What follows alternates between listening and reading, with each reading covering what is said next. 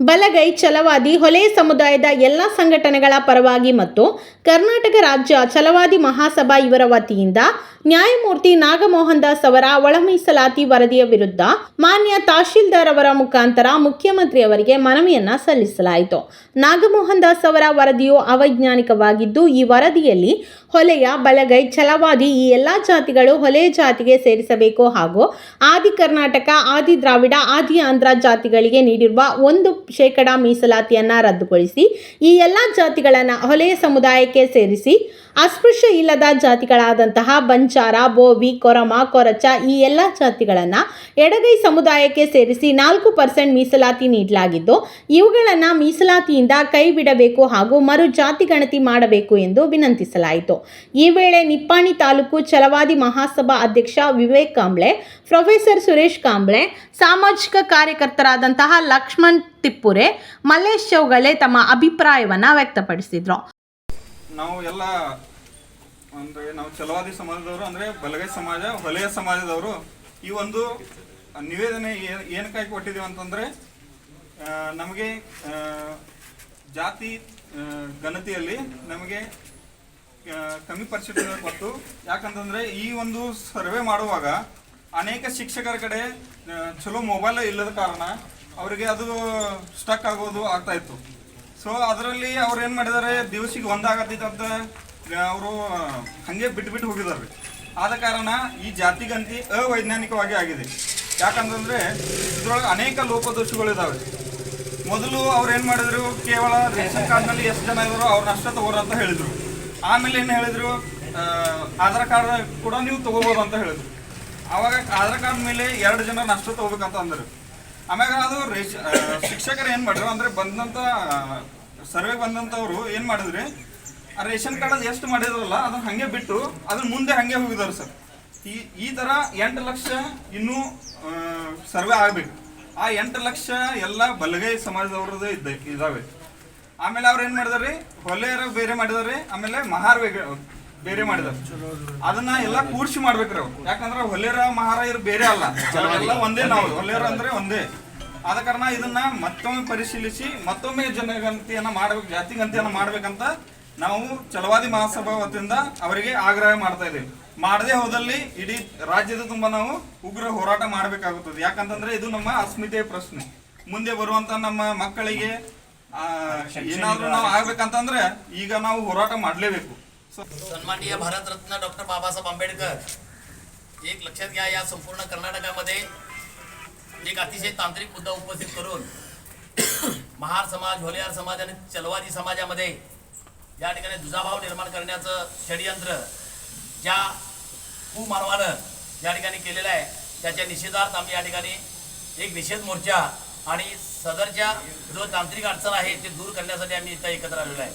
खऱ्या अर्थानं ज्या बाबासाहेब आंबेडकरांनी महार समाजामध्ये जन्माला येऊन पहिल्यांदा ऐतिहासिक जातीवादाचे चटके ज्या महामानवानं भोगलं, त्याच महामानवानं संपूर्ण महार जातीला ग्रही धरून संपूर्ण समाज SC ST समाजासाठी राखीवतेचं धोरण अवलंबलं.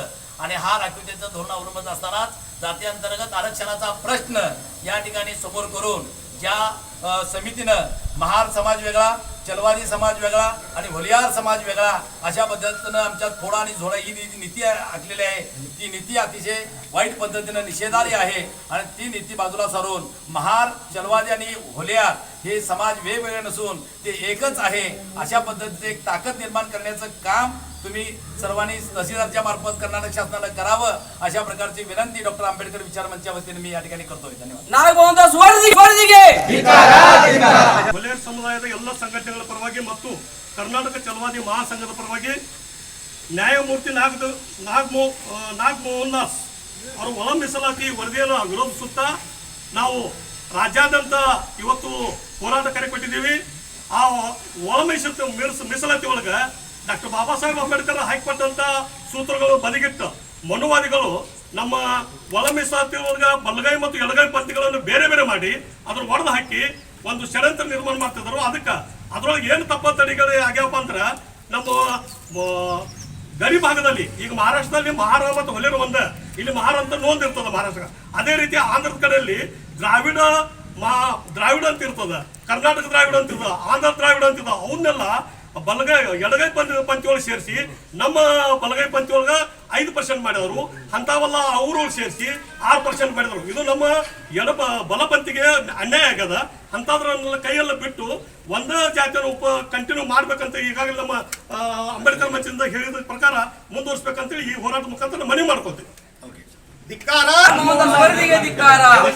ಹಿಂದೆ ನಾವು ವಿರೋಧ ಮಾಡಿದ್ದೆವು, ಬೆಂಗಳೂರಲ್ಲಿ ಆಗಲಿ ಎಲ್ಲ ಕಡೆ ಕೂತ್ಕೊಂಡು. ಯಾಕಂದರೆ ಅದನ್ನು ನ್ಯಾಯಮೂರ್ತಿಯವರು ಮಾಡೋಳಕನ ಮಹಾ ಚಲವಾದಿ ಅಲಿಯರ್ ಮಾಲಾ ಇವೆಲ್ಲ ಒಂದು ಜಾತಿಗೆ ಸೇರಿದ್ದಾಗನ ಇನಿಷಿಯಲ್ ಸ್ಟೇಜ್ದಾಗ ನಮ್ಗೆ ಒಂದು ವರ್ಷ ಹಿಂದಿನ ಗೊತ್ತಾದಾಗ ಅವಾಗನ ನಾವು ಅದ್ರ ಬಗ್ಗೆ ಪ್ರಕಾರ ಈಗ ಮಾಡೋಕೂ ಭಾಳಷ್ಟು ಅನ್ಯಾಯ ಆಗಿದೆ. ನಾವು ಅವಾಗ ಒಂದೇ ಹೇಳಿದವ್ರು, ನಾವೆಲ್ಲರೂ ಸ್ಪಷ್ಟ ಒಂದೇ ಜಾತಿ ಇದೆ. ಆದರೆ ಈ ನೀವು ಈಗ ಹೇಳ್ದಂಗೆ ಇಲ್ಲಿ ಮಾಡ್ರೆ ಈ ನಮ್ಮೊಂದನ್ನು ಸ್ವತಃ ಮಹಾಲ್, ಆದರೆ ಅದ್ರ ನಾವು ಬರ್ತಿತ್ತು ನಾವು ಒಲೆಯರು ಅದ್ರಾಗನೇ ಮತ್ತು ಚೆಂದ ಒಲೆಯವರು ಆ ಒಲೆಯರು ಅಂತ ಮಾಡಿದ್ರು. ಅವಾಗೂ ಕೂಡ ನಾವು ವಿರೋಧ ಮಾಡಿದ್ರು. ಅದು ಇದು ಮಾಡಿದ್ರು ಭಾಳ ಕೆಟ್ಟ ಅನ್ಯಾಯ ಮಾಡಿದವರು ಮತ್ತು ಇದು ಉದ್ದೇಶಪೂರ್ವಕ ಮಾಡಿದ್ರು. ಯಾಕಂದರೆ ಈ ರಾಜ್ಯದಾಗಲಿ ಎಲ್ಲ ಕಡೆ ಇಂಡಿವಿಜುವಲ್ ನಾವು ಯಾವಾಗ ನಮ್ಮ ಗಲ್ಲಿಗಳು ಭೇಟಿ ಕೊಟ್ಟಾಗ ಪ್ರತಿ ಗಲ್ಲೇ ಹೈಯೆಸ್ಟ್ ಅದು ನಾವು ಬೆಳಗಾವಿ ಸಿಟಿಯಲ್ಲಿ ಒಂದು ಉದಾಹರಣೆ ಕೊಡ್ತೇವೆ. ನಾವು ಈ ಬೆಳಗಾವಿ ಸಿಟಿಯಲ್ಲಿ 18 ಓಣಿ ಏನದಾವ ಪ್ಯೂರ್ಲಿ ಮಹಾರ್ ಸಮಾಜ ಅದ. ಪಶ್ಚಿಮ ಭಾಗ ಮಹಾರಾಷ್ಟ್ರ ಅದೆಲ್ಲ ಅಲ್ಲಂತೂ ಬೇರೆ ಸಮುದಾಯ ಇಲ್ಲ, ಪ್ಯೂರ್ಲಿ ಮತ್ತು ಅಲ್ಲಿ ಸರ್ವೆ ಮಾಡೋ ಕೆಲವೊಮ್ಮೆ ಏನು ಮಾಡೋದು ನಮ್ದು ಎಷ್ಟಿ ಅಂತ ಹಾಕಿ ಅವಾಗ ನಾವು ಹೋಗಿ ಅಧಿಕಾರಿಗಳು ಜಾಣಿಸಿದಾಗ ಅವಾಗ ನಮ್ಮ ಸರ್ಕಾರ ಇದು ರೀತಿ ಒಂದು ರೀತಿ ಅನ್ನ ಇದೆ. ಅವಾಗ ನಾವು ಪೋಸ್ಟ್ಮಾರ್ಟಮ್ ಅಂತ ಕೇಳಿದ್ರು, ಪತ್ರಿಕೆ ಪರಿಷತ್ತು ಒಂದು ಇದ್ರಾಗ ಅವಾಗೆಲ್ಲ ಇದ್ದಿದ್ರು ಎಕ್ಸ್ಟೆಂಡ್ ಮಾಡೋದು ಕೆಲವೊಂದಲ್ಲಿ ಮಾರ್ಕಿಂಗ್ ಮಾಡಿ ಈ ನಮ್ಮ ಹಳ್ಳಿ ಒಳಗೆ 100% ಮಹಾರ್ ಸಮಾಜದಲ್ಲಿ ಕೂಡ 5 ಅಥವಾ 6 ಮಂದಿ ಸರ್ವೆ ಮಾಡ್ಕೊಂಡ್ಬಿಟ್ಟರು. ಇದು ಒಂದು ತಪ್ಪಾಗಿದೆ ಸರ್. ಮತ್ತು ಇದು ಉದ್ದೇಶಪೂರ್ವಕ ಮಾಡಿದರು. ಇದು ಇಮಿಡಿಯೇಟ್ ಸರ್ಕಾರ ತಿದ್ದುಪಡಿ ಆಗಲಿಲ್ಲ ಅಂದರೆ ಮುಂದಿನ ರಾಜಮಟ್ಟಕ್ಕೆ ಎಲ್ಲರೂ ಕೂತ್ಕೊಂಡು ಹೋರಾಟ ಮಾಡೋದು. ಆದರೆ ಎಲ್ಲರೂ ಕೂತ್ಕೊಂಡು ಇವತ್ತು ಅವಾಜ್ ಎಬ್ಸಿದ್ಗೆ ನಿಮ್ಮೆಲ್ಲರಿಗೆ ಮೊದಲು ಧನ್ಯವಾದ. ಈ ಸಂದರ್ಭದಲ್ಲಿ ಸುಶಾಂತ್ ಕರಾಡೆ, ಸಂದೀಪ್ ಮಾನೆ, ಅಮಿತ್ ಶಿಂದೆ, ಅವಿನಾಶ್ ಮಾನೆ, ಪಿಂಟು ಮಾನೆ, ಲೋಕೇಶ್ ಗಸ್ತೆ, ಮಹೇಶ್ ದಮರಶ್ರಿತ, ರಾಜು ಕಾಮತ್ನೂರೆ, ಸದಾಶಿವ ಕಾಂಬ್ಳೆ, ಅಮೋಲ್ ಕಾಂಬ್ಳೆ, ಆಕಾಶ್ ಕಾಂಬ್ಳೆ, ಸನಿ ಮಾನೆ, ಈಶ್ವರ್ ಶಿಂದೆ, ಸುಧಾಕರ್ ಮಾನೆ, ಕೈಲಾಸ್ ಡಾಳೆ, ಸಂಜಯ್ ಕಾಂಬ್ಳೆ ಮೊದಲಾದವರು ಉಪಸ್ಥಿತರಿದ್ದರು.